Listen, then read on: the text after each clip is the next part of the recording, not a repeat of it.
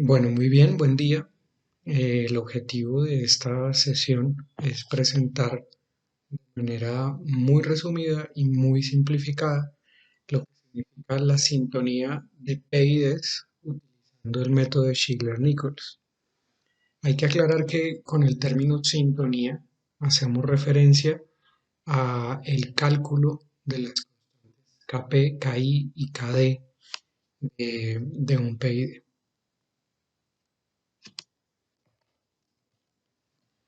Muy bien, en cuanto al método de Shigler-Nichols, de generalidades que podemos mencionar, que esta sintonía que se va a realizar de las constantes del PID se realiza de forma empírica. Significa que es un método puramente experimental, no tiene una demostración teórica que nos permita relacionar las ecuaciones que formula Shigler-Nichols con el lugar geométrico de las raíces o directamente con la respuesta en estado estacionario es empírico, quiere decir que es puramente experimental. En consecuencia, una de las ventajas, se podría decir, es que se puede realizar esta sintonía sin necesidad de conocer las ecuaciones del sistema. ¿Qué significa? Es bastante útil cuando yo voy a controlar una planta o un sistema del cual no conozco el modelo matemático. Como mencionaba, como es empírico, yo lo voy a hacer a partir de un análisis experimental de ese sistema. Entonces, suponiendo que ustedes tienen un sistema que van a controlar y no conocen el modelo matemático o no lo pueden formular por alguna razón, este método se vuelve ideal para ese tipo de situaciones porque no necesito ese modelo matemático. Está muy bien adaptado para sistemas estables en lazo abierto, que significa que sean sistemas que tienden o convergen a una respuesta sin necesidad de un control. Un ejemplo de esto sería, por ejemplo, un motor DC al que yo le aplico un voltaje de entrada y ese voltaje de entrada me lleva a una velocidad nominal. ¿Sí? Un voltaje DC de entrada y el motor empieza a rotar y llega a una velocidad nominal máxima. Eso es una respuesta estable en lazo abierto.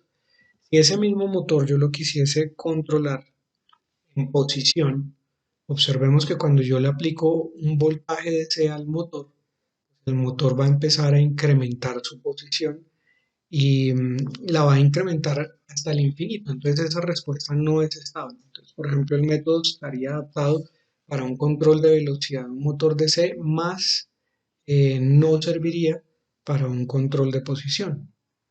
Mm, y pues otra característica que debe tener el sistema que vamos a controlar con este método es que el sistema en sí debe tener un tiempo de retardo, que es lo que se va a conocer como la respuesta en S. Más adelante voy a introducir un poco más de detalles al respecto, pero en general lo que va a suceder es que cuando aplicamos la entrada de escalón al sistema, esa entrada de escalón o la respuesta del sistema va a tener un tiempo que es el tiempo de inicio de respuesta.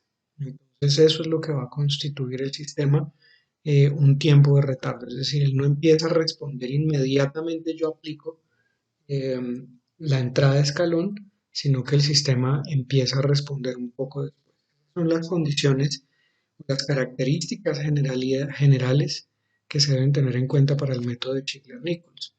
Ahora, ¿qué se obtiene? Pues esta pregunta es importante porque típicamente en control lo que vamos a buscar o lo que se desea es obtener una respuesta deseada.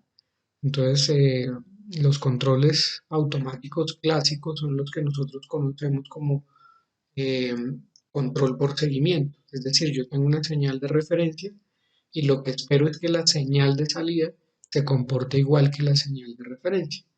Entonces ahí tenemos que en general el sistema va a responder con un tiempo de retardo, pero va a tender a estabilizarse en esa señal de referencia y por eso los conocemos como sistemas de seguimiento. Sin embargo, esa respuesta en estado transitorio tiene muchas características. Si hablamos de lo más usual, como lo mencionamos en clase, voy a tener tres tipos de respuesta posible. que es críticamente amortiguada, subamortiguada y sobreamortiguada. Y eso pues va a alterar las oscilaciones de la respuesta, el error en estado estacionario, va a alterar diferentes comportamientos de esa respuesta.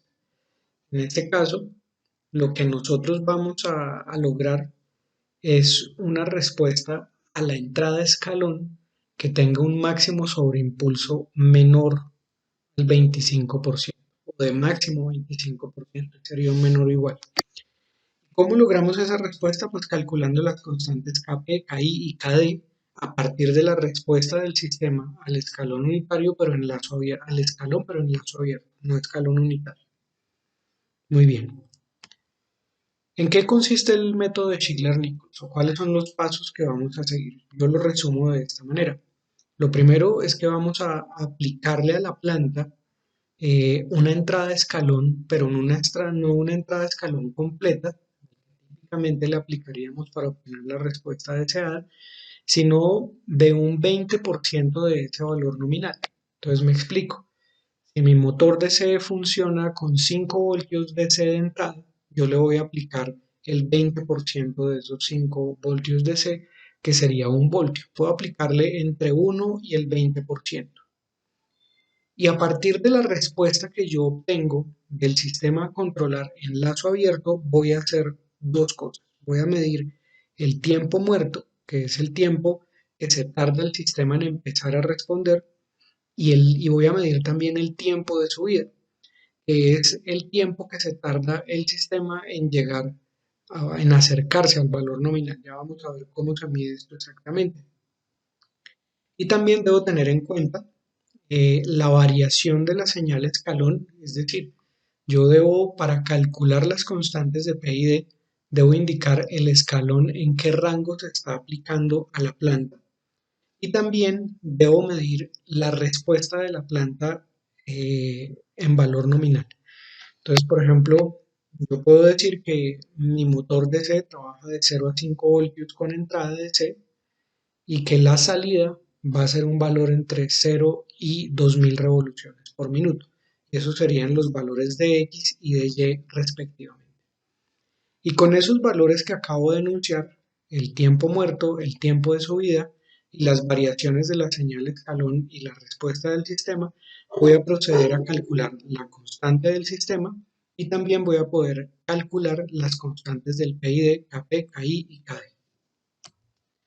¿Cómo realizamos eso? Pues lo primero es que este es el sistema prototipo que vamos a utilizar. Por ahora, eh, aunque nos va a interesar el tiempo discreto, por ahora nos vamos a centrar en el tiempo continuo para comprender el concepto de Shigler-Nichols.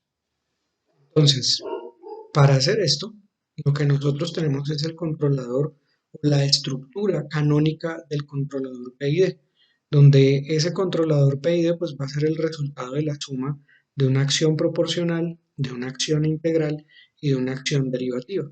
Y estas tres acciones se van a aplicar sobre la señal de error, que es la diferencia entre la señal de referencia y la señal del sensor.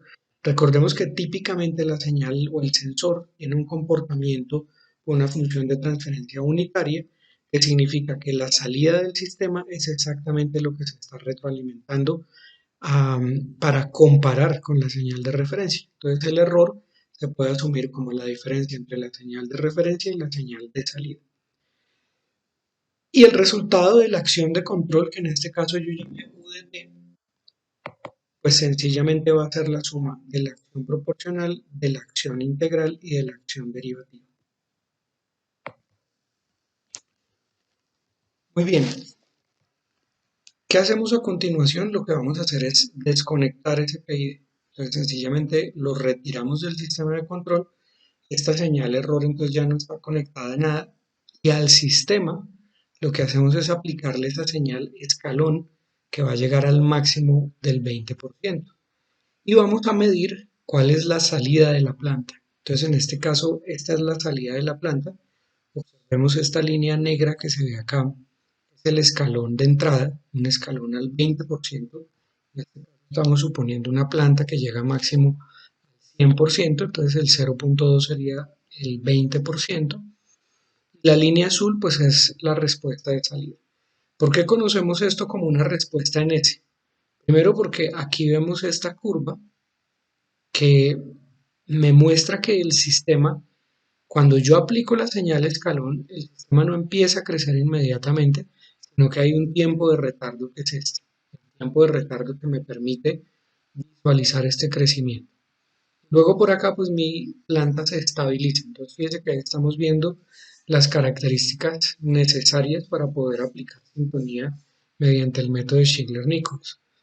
Puesta en S, que me muestra un retardo para que la señal empiece a crecer, es el tiempo muerto, y me muestra que el sistema se comporta de forma estable eh, en lazo abierto. Sería este caso el lazo abierto. Aquí no tenemos lazo cerrado porque yo estoy aplicando una entrada al sistema y estoy midiendo una salida.